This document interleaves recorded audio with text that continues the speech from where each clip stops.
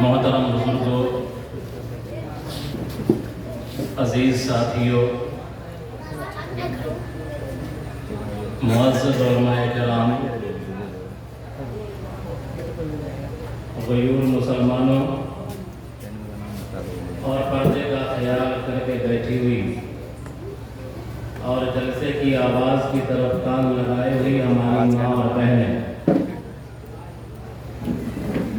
سب سے پہلے تو ہم شکر گزار ہیں اللہ رب العزت کے کہ اللہ تبارک و تعالیٰ نے ہم تمام لوگوں کو ایک دینی پروگرام میں شرکت کی توفیق بخشی۔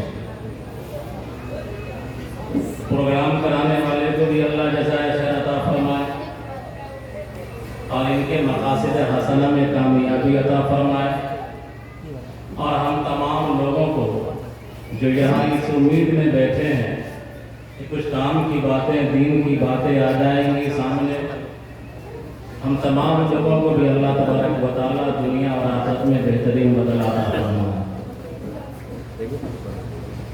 آج کے دور میں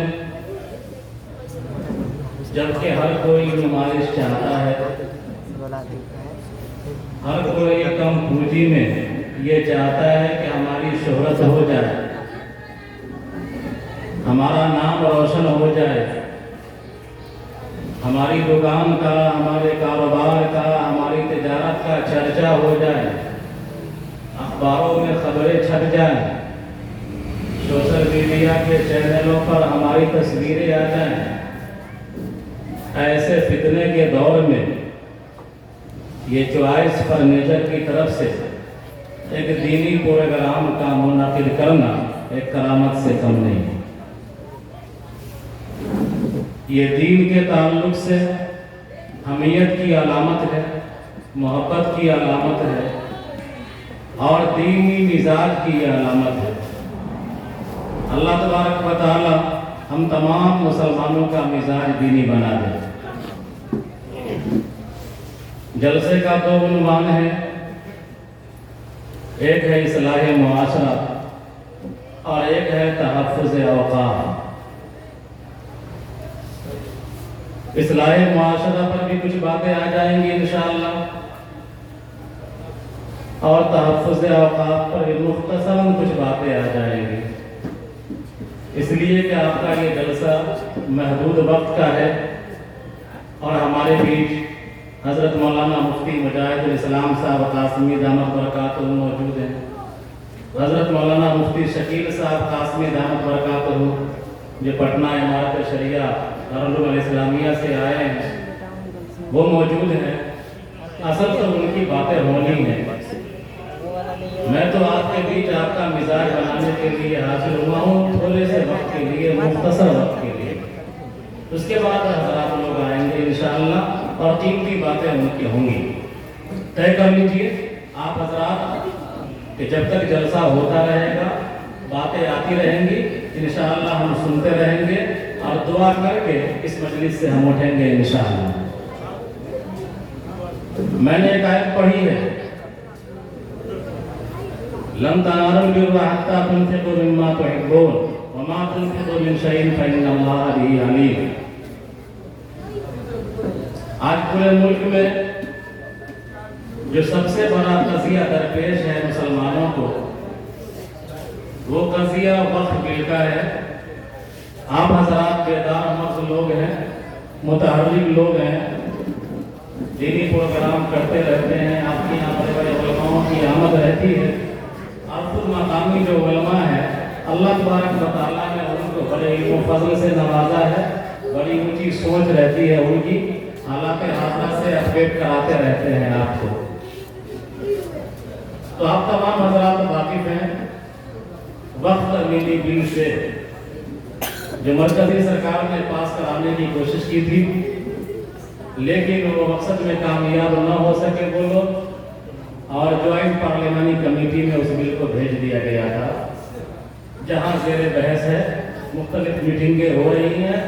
کل پرسوں کی بات ہے، اس میٹنگ میں بنگال کے ترنمول کانگریس کے جو سانسد ہیں کلیان بنرجی، وہ زخمی بھی ہو گئے تھے، کل پرسوں کی خبر ہے۔ تو JPC میں بحث چل رہی ہے، مسلمانوں کی نمائندہ تنظیمیں، بڑے بڑے علماء کرام اپنی باتیں رکھ رہے ہیں وہاں جا کر کے۔ ہم کو یہ سمجھنا چاہیے کہ یہ خالص اسلامی مسئلہ ہے اور یہ خالص اسلامی قضیہ ہے۔ ہمارے وقت سے، وقت کی پراپرٹی سے سرکار کو کیا لینا دینا ہے؟ بنیادی طور پر ہم کو یہ سمجھنی چاہیے کہ وقف ہوتا ہے کیا، وقف کی تعریف کیا ہے۔ مختصراً اور جو بل پیش کیا گیا پارلیمنٹ کے ایوان زیریں میں، لوک سبھا میں، اس بل میں کیا کیا خامیاں موٹی موٹی ہیں، اس کو ہم کو سمجھنا چاہیے۔ ہم سمجھیں گے، ہم بیدار رہیں گے، اپنے حقوق کو ہم جانیں گے، اپنے وقار کو ہم جانیں گے، اپنی چیزوں کو ہم جانیں گے، تب تو اپنی چیزوں کے دفاع کے لیے، اپنے حق کے دفاع کے لیے ہم کھڑے ہوں گے۔ اور جب ہم اپنے مسئلے کو جانیں گے ہی نہیں تو ہم کو کیا لینا دینا دنیا میں کیا ہو رہا ہے، نہیں ہو رہا ہے۔ تو سب سے پہلے ہم کو یہ سمجھنا چاہیے کہ وقف ہے کیا۔ وقت کی تاریخ بڑی قدیم ہے۔ ایک مثال سے یہ سمجھ لیجیے کہ پوری کائنات اللہ کی وقف ہے۔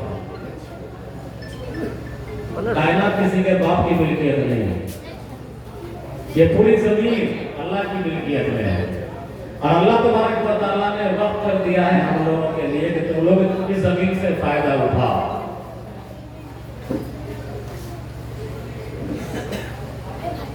جو ارض مقدسہ ہے، خانہ کعبہ ہے، مسجد نبوی ہے، بیت المقدس ہے، جس کو قدس کا علاقہ کہلاتا ہے، وہ کہا جاتا ہے، یہ تمام چیزیں وقف۔ وقف کا مطلب یہ ہوتا ہے ظاہری اعتبار سے کہ آپ کی جو شے ہے، آپ کی جو زمین ہے، آپ کے جو جائیداد ہیں، آپ کے جو باغات ہیں، کھیت ہیں، کھلیان ہیں، اس کو اپنی ملکیت سے نکال کر کے اور اصل مالک کے حوالے کر دینا، اللہ تبارک و تعالیٰ کی ملکیت میں داخل کر دینا۔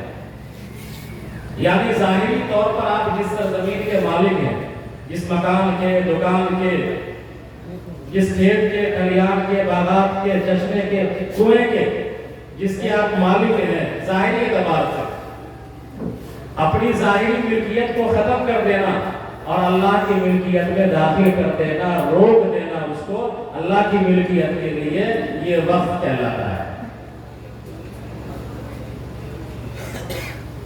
جناب نبی کریم صلی اللہ علیہ وسلم نے مسجد کی تعمیر کروائی تھی تو مسجد قباء کی زمین کو آپ نے وقف کیا۔ مسجد کی تعمیر ہو رہی تھی، دو ننھے منھے صحابی تھے، سہل اور سہیل، ان کے جو والی تھے، سرپرست تھے، انہوں نے فری میں وہ زمین وقف کرنا چاہا کہ حضور مسجد بنا دیجئے، اس پر فری میں ہم دینے کے لیے تیار ہیں۔ آپ نے صدیق اکبر رضی اللہ تعالیٰ عنہ کو حکم دیا کہ 10 درہم اس کو ادا کر دیا جائے، اس بچے کے گارجینوں کو، اور یہ زمین وقف کر دی جائے، اس پر مسجد بنا دی جائے۔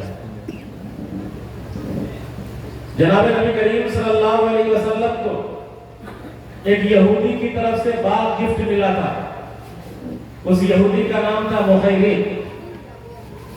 وہ یہودی جنگ احد میں مسلمانوں کے ساتھ تھا یہودی، لیکن وہ لڑ رہا تھا مسلمانوں کے لیے، چونکہ کفار مدینہ پر حملہ کرنے والے تھے، کفار چڑھ کر کے آئے تھے، تو مدینے والوں کا ساتھ دیتے ہوئے وہ یہودی لڑ رہا تھا جناب نبی کریم صلی اللہ علیہ وسلم کے ساتھ۔ اس نے یہ وصیت کر دیا تھا کہ میں اگر مر جاؤں تو میرے 7 باغ ہیں، ان 7 باغ کا مالک حضور کو بنا دینا، محمد رسول اللہ صلی اللہ علیہ وسلم کو بنا دینا۔ اس جنگ میں وہ مارا گیا۔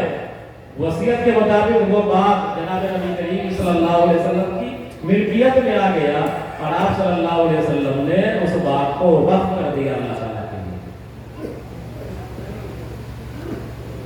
حضرات بڑے بڑے صحابہ جن کے پاس اللہ تبارک و تعالیٰ نے صلاحیت دی تھی، پراپرٹی تھی، صحابہ نے اپنے باغات، اپنی زمینیں اللہ کے راہ میں وقف کیا۔ حضرت عثمان غنی رضی اللہ تعالیٰ عنہ کا مشہور واقعہ ہے کہ آپ صلی اللہ علیہ وسلم نے ارشاد فرمایا کہ کون ہے جو یہودیوں کے پاس ایک کنواں ہے بیر روما، اس بیر روما کو خرید کر کے اپنے ڈول کے ساتھ مسلمانوں کا ڈول شامل کر لے، یعنی اس کنویں کو خرید کر کے وقف کر دے عام مسلمانوں کے لیے۔ حضرت عثمان رضی اللہ تعالیٰ عنہ آگے بڑھے اور حضرت عثمان رضی اللہ تعالیٰ عنہ نے خطیر رقم دے کر کے ان یہودیوں سے وہ کنواں خریدا اور اس کو عام مسلمانوں کے لیے وقف کر دیا۔ اس کنویں سے پہلے مسلمانوں کے پاس میٹھے پانی کی کوئی سبیل نہیں تھی، میٹھا پانی لانے کے لیے وہی کنواں پر جانا پڑتا تھا اور خرید کر کے پانی لانا پڑتا تھا۔ اللہ کے رسول صلی اللہ علیہ وسلم نے اعلان کیا، حضرت عثمان نے خرید کر کے وقف کر دیا۔ مورخین لکھتے ہیں کہ 1,24,000 جو صحابہ کرام تھے، ان صحابہ کرام میں سے اکثر صحابہ نے جن کے پاس پراپرٹی تھی، جائیداد تھی، کوئی صحابی ایسا نہیں بچا جس نے اپنے کھیت کھلیان باغات کا کچھ نہ کچھ حصہ اللہ کے راہ میں وقف نہ کیا۔ یہ مورخین لکھتے ہیں۔ مسلمانوں جہاں بھی گئے، جس خطے میں گئے اور جہاں بھی انہوں نے حکومت سنبھالی، بادشاہوں نے، سلاطین نے، نوابوں نے، راجاؤں نے، زمینداروں نے، جن کی جو حیثیت تھی، اس حیثیت کے اعتبار سے انہوں نے اپنی زمینیں، اپنے باغات، اسی طرح اور دیگر جگہیں اللہ کے لیے وقف کیا انہوں نے۔ فیروز شاہ تغلق ہندوستان کے اندر، اورنگزیب عالمگیر، کتنی وقت کی پراپرٹیاں ان لوگوں نے دان کی ہیں، کتنی زمینیں دان کی ہیں وقف کے لیے انہوں نے۔ بہرحال تو جناب نبی کریم صلی اللہ علیہ وسلم سے لے کر آج تک مسلمان اپنی ذاتی زمین کو، جس کو انہوں نے خریدا ہے یا جو ان کو وراثتاً ملی ہے، خدیانی زمین ہے، اس کو اللہ کے لیے وقف کیا ہے۔ جب یہ زمین ہماری ہے، ہم نے اس کو خریدا ہے، زمین ہم جوت رہے ہیں، زمین کے مالک ظاہری اعتبار سے ہم ہیں، یہ زمین پشتنی طور پر ہمارے پاس آئی ہے، وراثت میں آئی ہے، سرکار کا اس میں کوئی عمل دخل نہیں ہے۔ ہمارے پاس زمین کی آمد کے سلسلے میں سرکار کا کوئی عمل دخل نہیں ہے، ہمارے برادران وطن کا کوئی عمل دخل نہیں ہے۔ انہوں نے یہ زمینیں ہم کو نہیں دی ہیں، سرکاریں انہیں وہ زمینیں ہم کو نہیں دی ہیں، ہم نے اپنی موروثی جائیداد یا اپنی خریدی ہوئی جائیداد، جس کو ہم نے اپنے گارے پسینے کی کمائی سے اکٹھا کیا ہے، اس کو ہم وقف کرتے ہیں اللہ کے لیے۔ تو تم کو کیا تکلیف ہوتی ہے صاحب؟ تم کو کیوں چیڑ ہوتی ہے؟ اگر تمہاری زمین ہوتی، تم مسلمانوں کو دان دیے ہوتے، تم یہ کہتے کہ یہ مٹگا کی ساری زمینیں سرکار کی تھی اور سرکار نے مٹگا والوں کو دیا تھا، سرکار نے دان کیا تھا، تو سرکار نے جب دان کیا تھا تب سرکار کو حق تھا، اگر ہم ایسی زمین کو وقف کرتے تب سرکار ہم سے چھیڑ چھاڑ کرتی۔ کیا بنوبا دان کی زمین کو کوئی وقف کیا ہے؟ بنوبا کی زمینیں ہیں لوگوں کے پاس، بندوبستی والی زمینیں ہیں لوگوں کے پاس، تو بندوبستی والی زمینیں یا بنوبا بھاوے والی زمینیں جو سرکار نے ایک طرح سے عطیہ دیا ہے غریبوں کو، کیا بنوبا والی زمینیں یا بندوبستی والی زمینیں یا جو لوگ سرکار سے غیر مزروعہ عوامی زمین کو اپنے نام کروا لیتے ہیں، بھومیہین قرار دے کر کے اپنے آپ کو، کیا ہم میں سے ہمارے مسلمانوں نے، کسی مسلمان نے ایسی زمین کو جو سرکار کے ہاتھ سے ان کو ملی ہے، ایسی زمین کو وقف کیا ہے؟ کہیں نہیں کیا ہے۔ مسلمانوں نے اسی زمین کو وقف کیا ہے جو زمینیں ہماری اپنی ہیں، ہماری خاندانی ہیں، ہماری موروثی ہیں۔ تو آپ کو چڑ کیوں ہے؟ تو چڑ اس لیے ہے کہ آپ للچائی نگاہ سے ہماری پراپرٹیوں کو دیکھتے ہیں، ہماری جائیدادوں کو دیکھتے ہیں، آپ یہ سمجھتے ہیں कि अगर ये वक्त की इतनी बड़ी प्रॉपर्टी जो 8 लाख एकड़ से जायद है, अगर इसका इस्तेमाल सही से हो जाए, इनके करप्शन को खत्म कर दिया जाए और मुसलमान मजबूती से इसके निजाम को लागू कर लें, इसका सही किराया वसूल कर लें अगर, और सही मसरफ में इस्तेमाल कर लें, तो मुसलमानों की सारी परेशानियां दूर हो जाएंगी। तालीम का मसला दूर हो जाएगा, शादी ब्याह का मसला दूर हो जाएगा, बड़े हाई एजुकेशन का मसला दूर हो जाएगा। मुसलमान बड़ा बड़ा काम इन प्रॉपर्टियों को काम में ला करके कर सकते हैं, तो आप मुसलमानों को खड़े होने देखना नहीं चाहते हैं। आपको चिढ़ है हमारे वजूद से और आपको चिढ़ है हमारी सरजमीन से, इसलिए आप ये करना चाहते हैं। वक्त के सिलसिले में जब हमारी हुकूमत खत्म हो गई, हिंदुस्तान से हमारा सूरज गुरूब हो गया, हमारे सलातीन का, अंग्रेजों की आमद हो गई हिंदुस्तान में, तो अंग्रेजों ने भी वक्त की प्रॉपर्टी को ललचाई निगाह से देखा था और अंग्रेजों ने भी हमारे वक्त की जमीन पर कब्जा करना शुरू कर दिया था। मुसलमानों ने आंदोलन किया, हंगामा किया, जहां मन में आता अंग्रेज चौकी बना देता, जहां मन में आता अंग्रेज वक्त की जमीन पर थाने बना देता, जहां मन में आता अंग्रेज वक्त की जमीन पर हॉस्पिटल बना देता। हमारे वक्त की जमीनों को छीनने का सिलसिला अंग्रेजों ने शुरू किया था। हमारे आबा व अजदाद ने आंदोलन किया और आंदोलन के नतीजे में अंग्रेजों ने मजबूर होकर एक कानून बनाया 1933 में गालिबन, जिसके जरिए से वक्त को कुछ तहफ्फुज मिलने लगा और वक्त के तहफ्फुज का ख्याल किया जाने लगा। तो अंग्रेजों ने भी एक कानून बनाया, वो कानून वक्त की प्रॉपर्टी को छीनने के लिए नहीं था, बल्कि वो कानून अंग्रेजों का वक्त की प्रॉपर्टी के तहफ्फुज के लिए, बचाव के लिए था। जब मुल्क आजाद हुआ तो मुल्क की आजादी के बाद जो सरकारें आई, आमतौर पर कांग्रेस की सरकार थी, तो कांग्रेस की सरकारों ने मुख्तलिफ मरहलों में पार्लियामेंट के दोनों ईवानों से वक्त कानून पास करवाया, तरमीमें कराई, कई तरामीम हुई। उन तमाम तरामीम का मकसद, खुलासा और लुब्बे लुबाब ये था कि उनकी नीयतें कुछ हद तक सही थी।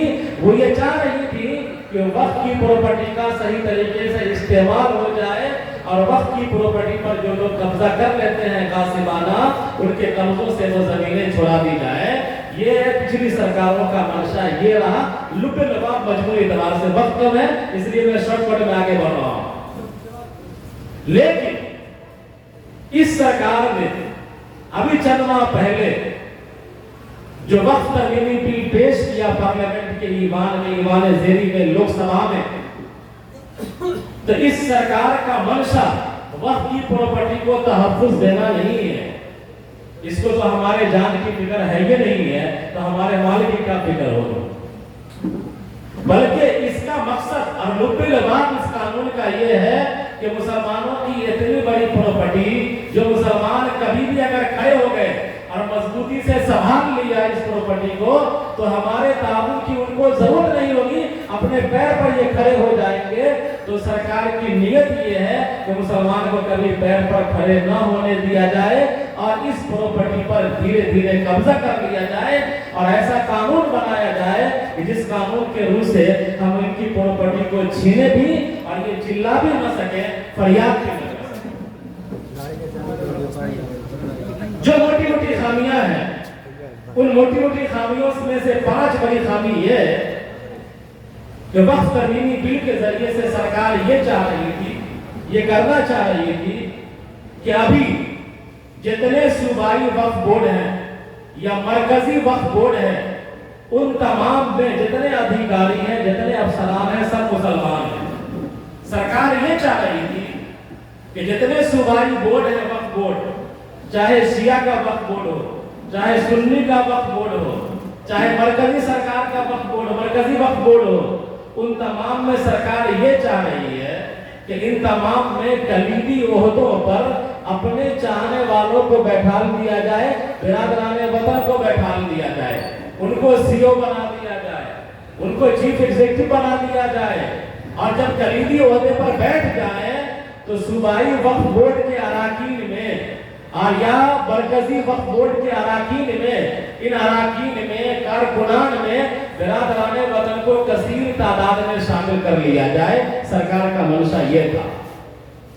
अब जरा बताइए कि हम पूछते हैं बिरादराने वतन से सरकार में रहने वाले लोगों से कि तुमने अपने गाढ़े पसीने की कमाई से जमीन खरीदी, तुमने अपने गाड़ी कमाई से बिल्डिंग खड़ा किया, अगर तुम्हारी बिल्डिंग में हम घुस जाए और तुमको ये कहें कि ये बिल्डिंग का निजाम हमारे एतबार से चलेगा, तुम्हारे घर का निजाम हमारे एतबार से चलेगा, तुम्हारे घर के अंदर हुकूमत हमारी होगी, तुमने गर्चे मेहनत से कमाया है, तुम्हारे आबा अजदाद ने ये जमीन दी है, तुम्हारे आबा अजदाद के पैसे से ये तुम्हारा मकान बना है या तुमने अपने पैसे से बनाया है, लेकिन उसके अंदर निजाम हमारा चलेगा, उसमें अफराद हमारे होंगे, तो कोई आदमी अपने घर के गार्जियनशिप के लिए किसी दूसरे आदमी को गवारा कर सकता है?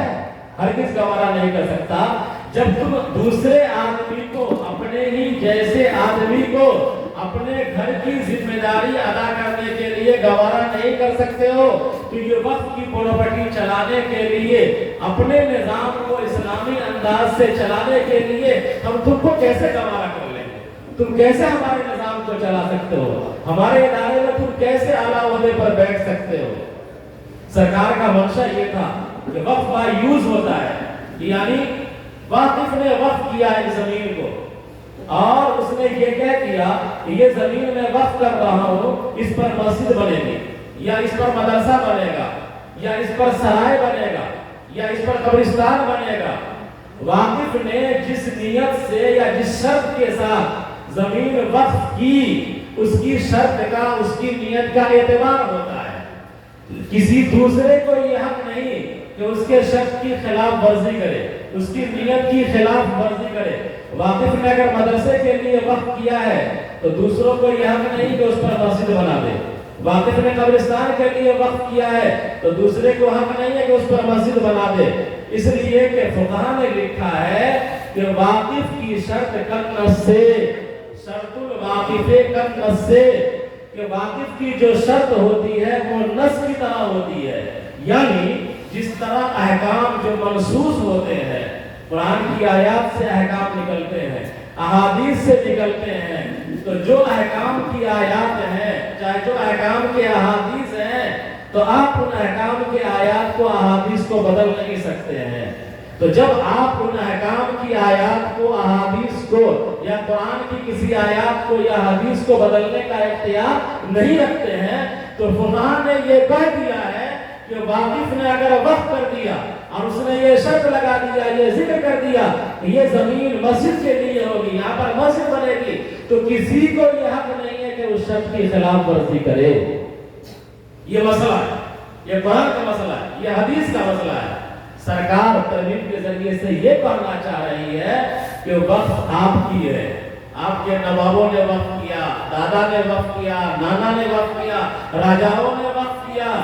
वाकिफ ने जिस नियत से वक्फ की हो उससे हमको मतलब नहीं है, बल्कि वक्फ की जमीन का इस्तेमाल हम कैसे करेंगे, सरकार चाहती है कि हम तय करें उसको, कि हम जैसे चाहें वक्फ की प्रॉपर्टी को हम इस्तेमाल करें।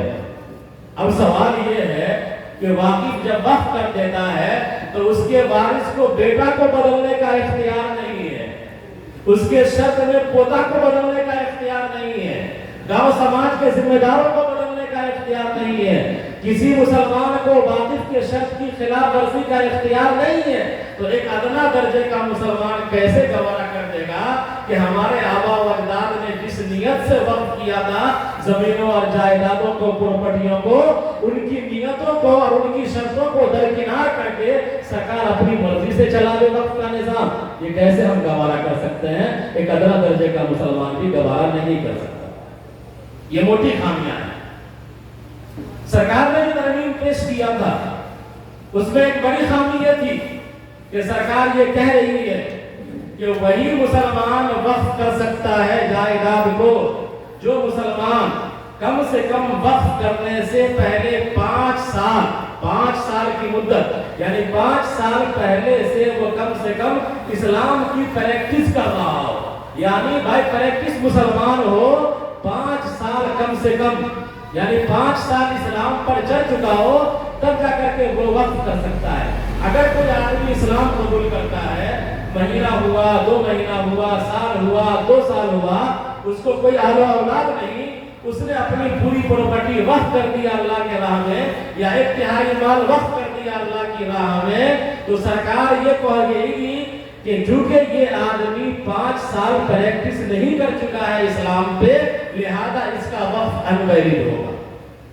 इस्लाम ये कहता है कि अगर कोई आदमी एक दिन पहले इस्लाम कबूल किया और नज़ा के आलम में मुब्तला होने से पहले उसने अपनी जायदाद वक्फ कर दिया अल्लाह के राह में, तो उसका ये वक्फ काबिल कबूल है। अगर वो सदका करता है तो काबिल कबूल है। हमारा मजहब ये कहता है, कानून ये कहता है कि हर हिंदुस्तान में रहने वाले हर शहरी को अपने मजहब के मुताबिक अमल की आज़ादी है, और हिंदुस्तान का कानून मजहब पर चलने से नहीं रोकता, तो भला सरकार ये कैसे शर्त लगा सकती है कि वही आदमी वक्फ कर सकता है जो आदमी 5 साल प्रैक्टिस कर चुका हो इस्लाम पर। तो सरकार का ये कहना हमारी शरीयत के अंदर मुदाखलत है और खुद संविधान से भी छेड़छाड़ है। ये सरकार की मोटी गलती है। सरकार ये कह रही है वक्फ तरमीमी बिल के जरिए से, ये करना चाह रही है, ये कहना चाह रही है, जो मोटी खामियां वही शुमार करा रहा हूं कि सरकार उन तमाम प्रॉपर्टियों जो हमारे वक्फ की हैं उनके कागजात को देखेगी। अगर बाई रजिस्ट्री वक्फ है, अगर बाई रजिस्ट्री वक्फ हुआ है तो वही वक्फ वैलिड होगा। अगर रजिस्ट्री के जरिए से वक्फ नहीं हुआ है तो वक्फ अनवैलिड होगा।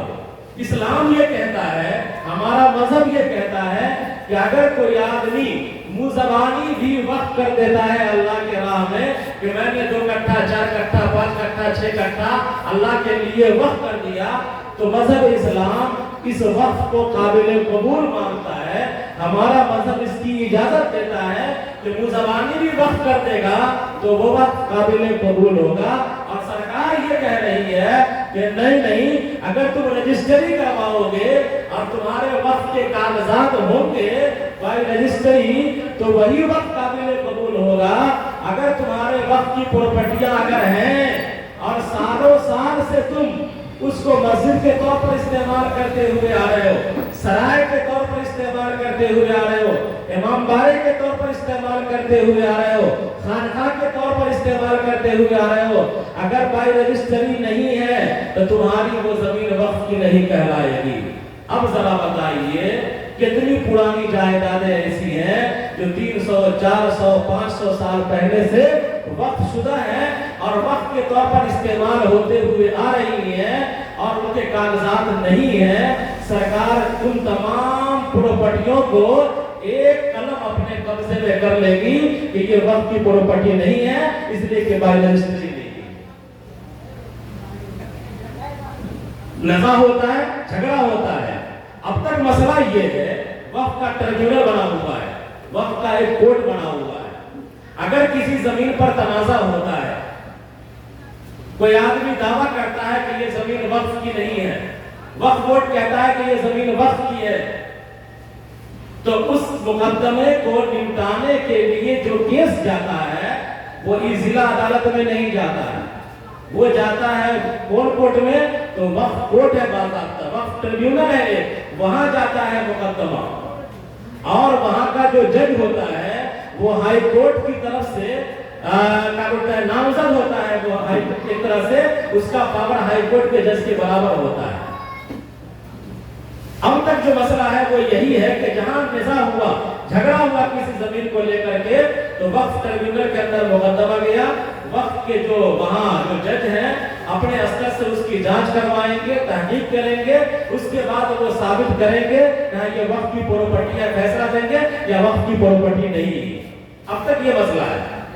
सरकार इस तरमीम के जरिए से ये करने जा रही थी कि वक्फ की प्रॉपर्टी के निज़ा का फैसला, झगड़े का फैसला अब ट्रिब्यूनल में नहीं होगा, ट्रिब्यूनल को खत्म कर दिया जाएगा, वक्फ कोर्ट को खत्म कर दिया जाएगा, बल्कि जो जिला का डीएम होगा, मजिस्ट्रेट होगा, उसके पास मुकदमा जाएगा और मजिस्ट्रेट अपने स्तर से जांच करके फैसला कर देगा कि ये वक्फ की प्रॉपर्टी है या नहीं है। अब जरा आपसे हम पूछते हैं کہ मजिस्ट्रेट सरकार का नामजद करता होता है।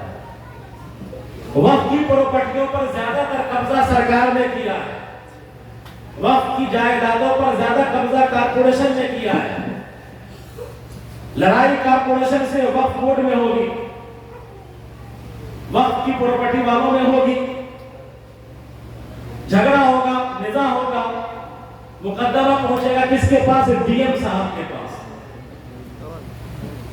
कमिश्नरी किसकी है? सरकार की है। कलेक्ट्रेट किसका है? सरकार का है। डीएम किसका है? सरकार का है। वक्त की प्रॉपर्टी पर काबिज कौन है? तो सरकारी संस्था है, सरकारी इदारा है। तकरीबन 30-40% प्रॉपर्टियों पर सरकार काबिज है। अब जरा बताइए कि जब हम निज़ा को लेकर के, झगड़ा को लेकर के जब हम जाएंगे डीएम के पास कि ये फला नंबर की जमीन है, वक्त की प्रॉपर्टी है और म्युनिसिपल कॉर्पोरेशन ने उस पर कब्जा किया हुआ है, जरा आप देखिए इसको, तो क्या डीएम की ये हिम्मत है कि वो अपने आका के खिलाफ फैसला दे दे, सरकार के खिलाफ फैसला दे दे? तो सरकार जितनी जमीनों पर कब्जा कर चुकी है, डीएम के जरिए से वो तमाम जमीनें सरकार की हो जाएंगी और वक्त के पास कुछ न रहेगा। ये मोटी मोटी बुनियादी खामियाती जो आपके रूबरू पेश की गई। अब बतलाना ये है कि चूंकि ये हमारा मजहबी मामला है, ये हमारा शरई मामला है, प्रॉपर्टी हमारी है, घर हमारा है, बिल्डिंग हमारी है, जायदाद हमारी है, लिहाजा इसके अंदर अगर कमियां कोताहियां हैं उसको सुधारने की हम कोशिश करेंगे, लेकिन कमियों कोताहियों को सुधारने के आड़ पर लूट खसोट का बाजार गर्म करने के लिए ऐसे कानून को आप पास करा लीजिए, जो कानून बना लीजिए जिसके जरिए से हमारी जायदादों को आप हड़पिए और हम आंसू भी न बहा सके, हम फरियाद भी न कर सके। जाहिर सी बात है कि ऐसे कानून को बनता हुआ कैसे कोई मुसलमान देख सकता है और गवारा कर सकता है। लिहाजा हमारे अकाबिरीन, हमारे असलाफ, हमारे बुजुर्गान दीन, हमारी मिल्ली इदारे, हमारे समाजी इदारे जो वक्त तहरीरी बिल की मुखालफत कर रहे हैं और काफी शिद्दत के साथ मुखालफत कर रहे हैं, इसी जज्बे से मुखालफत कर रहे हैं और ये तहरीक चलाई जा रही है, गांव-गांव लोगों को बेदार किया जा रहा है कि आप बेदार हो जाइए और अपनी जायदादों को पहचानिए, अपनी शान को पहचानिए, अपने हुकूक को पहचानिए, अपने अधिकार को पहचानिए और अपनी संपत्तियों को पहचानिए, ताकि उसके दिफा के लिए आप खड़े हो, मजबूती के साथ खड़े हो। कल सड़कों पर आना पड़े तो सड़कों पर आप निकलिए, कल मेमोरेंडम देना पड़े मेमोरेंडम दीजिए, अदालत के अंदर मुकदमा लड़ना पड़े लड़िए, आगे बढ़िए। अपने हुकूक की हिफाजत के लिए हमको आगे बढ़ना है। मन कुतिला दून माली फहुवा शहीद, मन कुतिला दून इर्ज़िही फहुवा शहीद, कि जो आदमी अपनी इज्जत की हिफाजत के लिए आगे बढ़ेगा और खुदा न खास्ता तो मार दिया जाएगा तो भी शहीद, जो आदमी अपने हुकूक की हिफाजत के लिए आगे बढ़ेगा, खुदा न खास्ता मार दिया जाएगा तो भी वो शहीद हो जाएगा। तो हमारे अकाबिरीन इसी जज्बे से आपको और हमको बेदार कर रहे हैं कि अपने हुकूक की लड़ाई लड़ने के लिए और अपने हुकूक की हिफाजत के लिए हमको कमर कसना होगा, हमको आगे बढ़ना होगा। मिल्ली तंजीमें जो अपील करेंगी हमसे, इंशाअल्लाह हम उस पर लब्बैक कहेंगे, इंशाअल्लाह हम उस पर आगे बढ़ेंगे। मैंने एक हदीस पढ़ी है,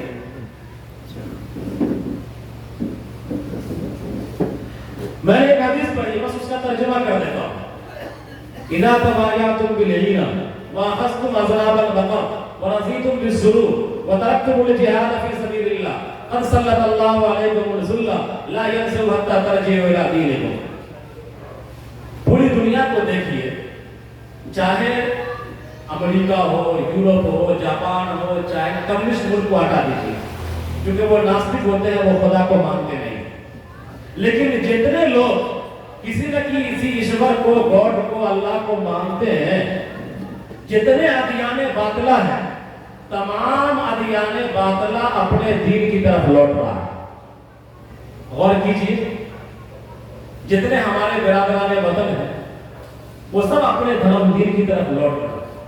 गौर कीजिए, इशारे में कह रहा हूं, और दुनिया में हर तरफ, चाहे क्रिश्चियन हो, चाहे यहूदी हो, चाहे बुद्धिस्ट हो, चाहे हमारे बिरादराने वतन हो, सब अपने दीन धर्म की तरफ लौट रहे हैं, हालांकि बातिल है।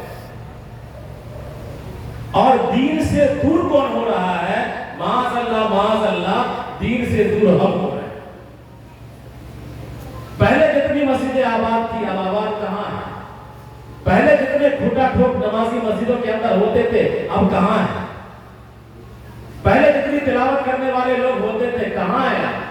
کس گھر سے تلاوت کی آواز آتی ہے؟ کس گھر میں 5 وقتہ اور نمازوں کا اہتمام عورتیں کر رہی ہیں؟ تو پہلے لوگوں کے اندر علم گرچہ کم تھا لیکن دینی مزاج اور دینی بیداری زیادہ تھی، دینداری زیادہ تھی۔ اب علم کا سیلاب آ گیا، علم کا ایک طرح سے سیلاب آ گیا ہے، لیکن دینی بیداری، دینی شعور اور دینی حمیت، دینی غیرت، اپنے اندر دینداری، اپنے خاندان کے اندر دینداری، اس سے ہم دور ہوتے جا رہے ہیں۔ ہم یہ کہہ رہے ہیں یار کہ دنیا میں اگر کوئی قوم ذلیل ہے تو سب سے زیادہ ذلیل مسلمان ہے۔ اس کا علاج ہم ڈھونڈ رہے ہیں سیاست میں، اس کا علاج ہم ڈھونڈ رہے ہیں کاروبار میں، اس کا علاج ہم ڈھونڈ رہے ہیں نیتا گیری میں، اس کا علاج ہم ڈھونڈ رہے ہیں چناؤ میں، اس کا علاج ہم ڈھونڈ رہے ہیں ولیج پولیٹکس میں۔ تو ہم ذلیل ہو رہے ہیں اور اس کا علاج ہم ایسی جگہوں پر ڈھونڈ رہے ہیں جہاں علاج ملنے والا نہیں۔ علاج کہاں ملے گا؟ علاج وہی ملے گا جو میں نے ایک حدیث پڑھی ہے، اذا تبایعتم بالعینہ، کہ لوگوں جب تمہارا معاملہ یہ ہو جائے کہ تمہارا مزاج نفع پسندی والا ہو جائے، کہ تم ہر چیز میں نفع پسند بننے لگو، اگر کسی کو سلام کرو تو بینیفٹ کے لیے، اگر کسی سے مصافحہ کرو تو بینیفٹ کے لیے، کسی کو چائے پلاؤ تو نفع کھوجنے لگو، پان کھلاؤ تو نفع کھوجنے لگو، دروازے پر بیٹھا لو تو نفع کھوجنے لگو، بیمار ہے علاج کرانے کے لیے جاؤ تو نفع کھوجنے لگو۔ اذا تبایعتم بالعینہ، جب تمہارا مزاج یہ ہو جائے کہ ہر کچھ ہم کو مل جائے، تمام چیزوں کا نفع انٹرسٹ ہم کو ملنے لگے، یعنی ہر چیز میں تم اپنا انٹرسٹ تلاش کرنے لگو، خلوص تمہارا ختم ہو جائے،